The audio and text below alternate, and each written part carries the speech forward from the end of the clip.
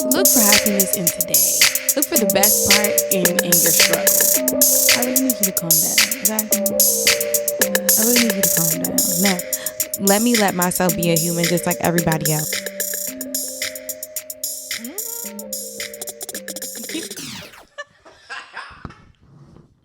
All right. Hello, everybody. Welcome back to Women Talk Podcast. You're here with your host, Jabri, and this is episode number 13 of season number 2. Hey, y'all. Happy to be back with y'all. Of course. Y'all are going to have to excuse the fact that I look a little homely, a little broke down today. Typically, I come on here with my makeup done, and I don't know, do my hair always be done? Typically, my hair be done. You know what I'm saying? I usually come on here looking a little bit different, but I'm not gonna lie, today I'm just not feeling it emotionally, mentally, any of that. I'm just not feeling it. My dog is here too. If you guys hear him in the background, I am sorry about that, just because he doesn't know how to leave me alone. But yeah, I'm just not really feeling up to my usual self, honestly. So I didn't want to prolong this any longer. Usually I record on Saturdays or Sundays. Today is Wednesday. So as you can see, I ain't been feeling it for a minute. I'm not gonna lie. I'm trying to get back in better spirits, but today was the best day that I felt. So, here we are. We're recording. I'm happy to be with y'all. Also, I know last week's video was supposed to be what this week's video is gonna be, and that's releasing Fear of Judgment.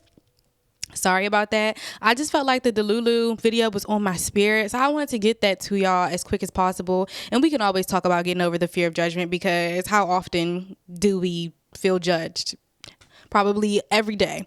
So yeah, I'm trying to think of anything else I want to say before we get into it. One, I look crusty. Two, if you hear my dog in the background, it's because he's here. And if my mood seems a little off, I really, truly do apologize. Next week, I will feel much better, and I won't come if I don't feel better. So, yes, if I don't feel good, I don't want to come to y'all like this, like somebody made me do this podcast. Nobody made me get up here and talk to y'all. Nobody makes me edit this every week. I do this by choice. So I want to come on here with a good attitude and in good spirits while I'm talking to y'all. So yeah, that was it for this week. We're going to start this week with our new segment, Things I Learned This Week. And I think I have 2 things that I learned this week. So there was actually a quote from a TikTok. If I feel inclined, I'll put the full TikTok in now. If I could get everyone in the world to believe just one thing, it's that there are things out there so good you wouldn't know to ask for them. And you have no idea. You really have no idea how good it can get and how good it can be. But the quote was, there are things out there so good you wouldn't know to ask for them. And I just thought that was so special. Like, it's kind of a concept that we know, but it's not a concept that you hear put into words often, that there are things so good that you would not even know to ask God, your creator, whoever you pray to, or yourself for them. You wouldn't even know to ask the universe for the things that are so good that are coming to you. So just remember that. Things are so good that you don't even know to pray for them. So think about that whenever you're feeling down, whenever you're feeling like your prayers aren't enough, because I definitely get that feeling sometimes, like my prayer isn't strong enough. My prayer is not, it's not cutting it, but God knows what to give you. Don't worry about it. And then the second thing I learned this week, which is actually kind of crazy, and this might affect the way that I move for the rest of my life. Honestly, I really think it is, because it's affecting all of our lives on a daily. But I watched the documentary, You Are What You Eat, a twin experiment on Netflix. And when I say it's a 4-part series, I believe. It was one of the most interesting documentaries I've watched in a minute. Like, I like the way they went about it. So basically, when I heard about the documentary, it was brought to me like one of those documentaries that are like, this is going to make you stop wanting to eat meat. And when people say stuff like that to me, I usually think they're going to tell me what's in a hot dog, or like why the meat we eat is like nasty and full of preservatives and things like that, which is important. I'm not going to lie. It is important.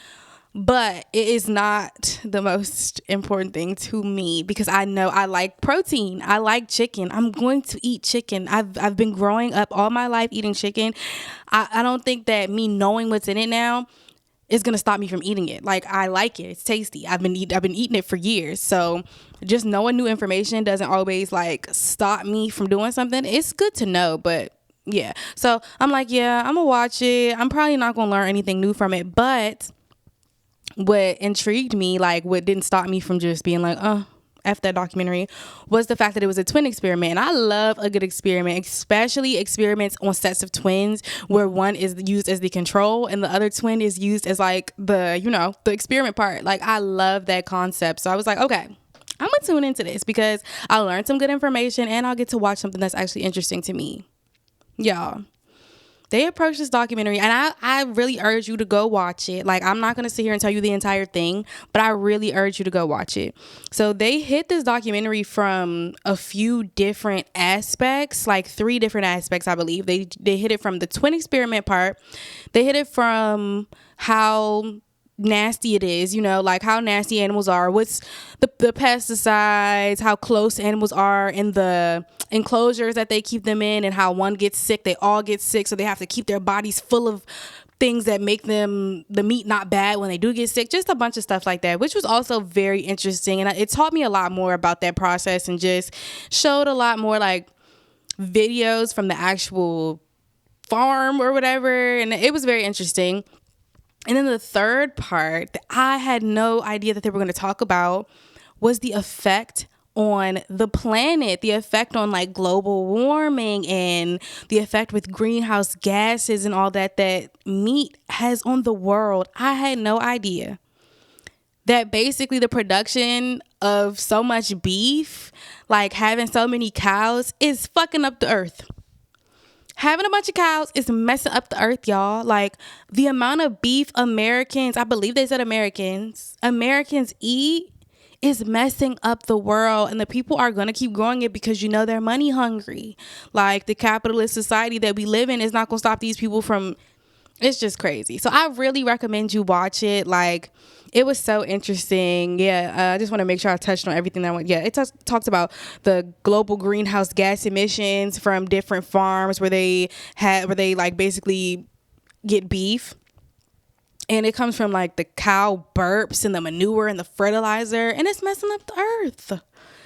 Yeah, and how a plant-based diet can actually reverse your biological age. And these people were only on a plant-based diet for 8 weeks. And I just really think that the documentary is worth like giving a look. It's worth seeing, to be honest, because I learned so much and it was interesting and it was a good watch. And I don't know if I'm going to continue to eat meat as much as I did before. I know I won't continue to eat as much as I did before, but it's making me like consider taking on a plant-based diet, which is kind of crazy. That's something that I usually would never say, but I love the earth and I want the earth to be better. And if we eat less meat, then the earth will be better. And I know it starts with one person, so I want to be the one to start it.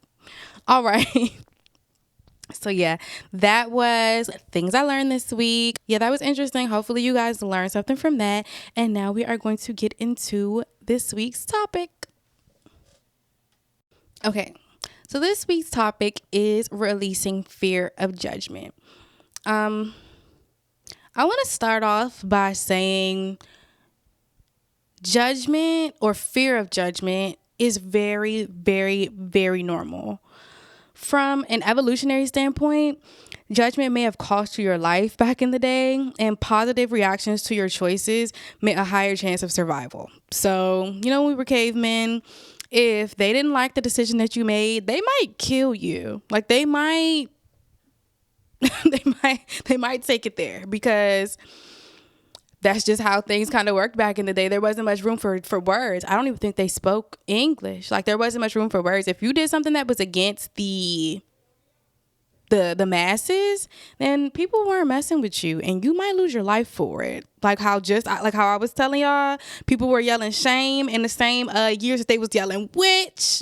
If you was a witch and you did something weird, they was gonna kill you. Like, they were gonna burn you at the stake. So it makes sense that evolutionary wise, we still kind of operate that way because we have so many things that we don't use in the same way anymore. Like our stress levels, our fight or flight response, all that type of stuff. We used to use it in a much different way back in the day, humans, but now it's not as serious. You know what I'm saying? Like, now, don't get me wrong, and I think I'm going to touch on this a little bit later in the topic, but don't get me wrong, being different can cost you your life today, and we will discuss that a little bit more, but it's just different than it was back in the day. Today, to be judged is not as dangerous for us physically, as I was saying, even though it can be, but more mentally damaging. So as we know, there are people like trans women out here losing their lives every day for being judged. Gay men in different countries and in America and all types of places losing their lives simply for being judged. So I don't want to go over that part. Religious people, all types of people lose their lives for being judged every day. So I don't want to skip over that, but I do just want to recognize that for most things in society, and even for those things, sometimes we are not looked at as getting hurt physically. Like, it's more so coming from a standpoint of mental judging. So once you realize that, man, once you realize nobody's going to beat you up, nobody's going to hurt you, nobody's going to kill you, basically, then I feel like, okay, now we can look at this from a different standpoint. And make sure you're safe. Before you do anything that I talk about, I just want you to make sure you're safe. Make sure you're safe to do these things. Because releasing fear of judgment is happy and positive, you know what I'm saying? But if you're not in a safe space to do everything that you need to do to release fear of judgment, then I strongly urge you to do what you need to do to keep yourself safe. And that goes for all of my videos and everything that I say. Keep yourself safe first. Mentally safe, physically safe, all that. Keep yourself safe first. But I do want people to listen to what I'm saying, and hopefully, you can change people in your space's opinion to where you won't have to be unsafe, but keep yourself safe by all means. But yeah, some adults still feel like that lonely kid at recess and will do whatever it takes not to feel negative judgment. And that's basically the space that we just want to get out of. We all know that we are going to be judged. Like, we know that, but we just want to get out of the space of fearing it so much and fearing how people's judgments affect us on our day and on a daily basis. So I guess I'll talk about my experience with fear of judgment a little bit. And I'm just looking down here because my iPad is down here. I don't have my notebook today. I'm using my iPad. So yeah, I started off honestly being insecure about everything. Like, I was a very insecure person about the way that I walked, the way that I talked, my weight, how skinny I was. That's the same thing. How I looked, just all types of stuff. Like my skin color, all types of stuff was just very, very hard for me to deal with. And I always felt like somebody was judging me for it because I was judging myself internally for it as well. But yeah, I wanted to be accepted by my friends. I wanted to be accepted in school. And yeah, I felt just a lot of judgment behind not being accepted, behind being different than everybody else. And it didn't feel good. And I was very scared of it. So it did cause me to act different ways sometimes. Sometimes I would do things that were out of my character because I wanted to fit in and I wanted to not feel judged and not feel those negative feelings associated with being judged by your peers. So yeah.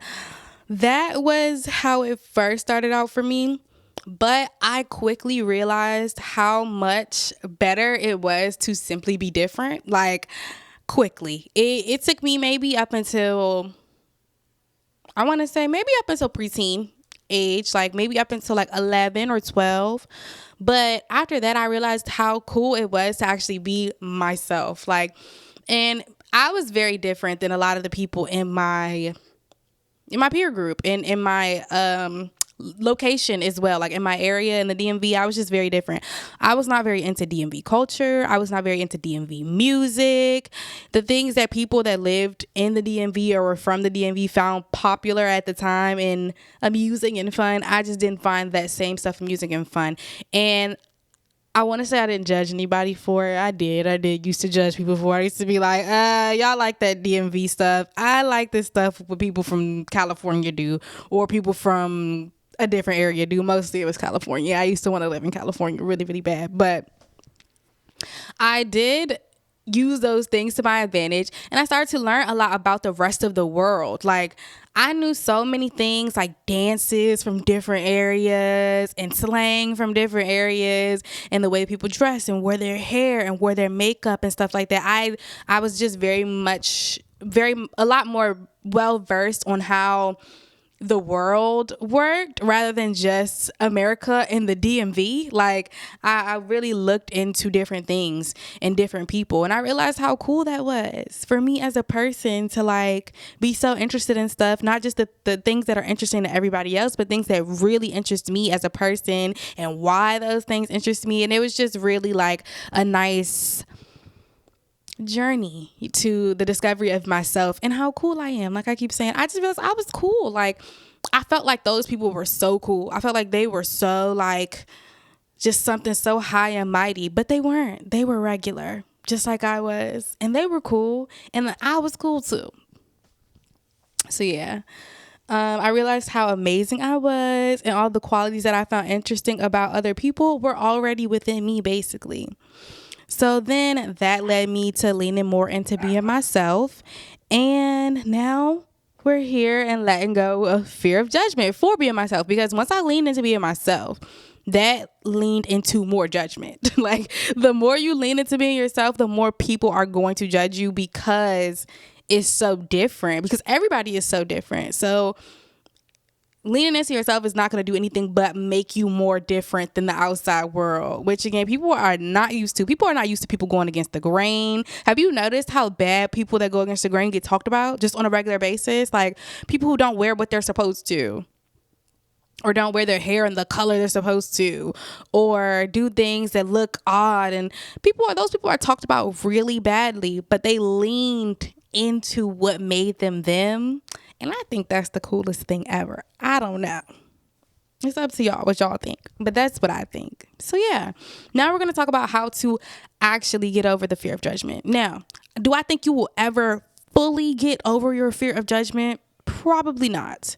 I think life changes. We all change. Society changes. So the reasons people were being judged for then will change and be different reasons now, and in the future will be different reasons. You know what I'm saying? Things that maybe you were never judged for then will be something you can be judged for now. So just, keep that in mind. But we're going to talk about here, now, and today how to start to release the fear of judgment. Okay, so I have a little bit of a bulleted list, and we're just going to go down the list. I don't know. I don't think this should take too long. So let's just go down the list. First off, we're going to start with people have the innate urge to be superior, and humans are naturally motivated to assign cause to actions. So remember that when you are outside thinking like, why is this person judging me? And does this have anything to do with me really? Because typically it doesn't. And we'll talk about that. Remember that humans are naturally motivated to assign cause to action. People don't know what to do with you. They don't know what to do. When they see somebody so different and so confident, especially about being different, people do not know what to do with you. So they have to assign cause to your actions. And they're going to do that by judging, because that's typically how people do people, is by judging them. Remember that nobody's perfect. So even those people that are naturally inclined to assign motive and cause to your actions, they're not perfect. They do something weird and different. They do something odd as well. So like, just remember, they are not perfect, okay? They are human just like you and me. Don't take anything personal. And these all, I guess, kind of lead into the same thing. But remember that people are out here judging you based off of the judgments that they have for themselves. So people can only judge you as far as they can judge themselves. People can only hear you as far as they hear themselves. People can only feel you as far as they feel themselves.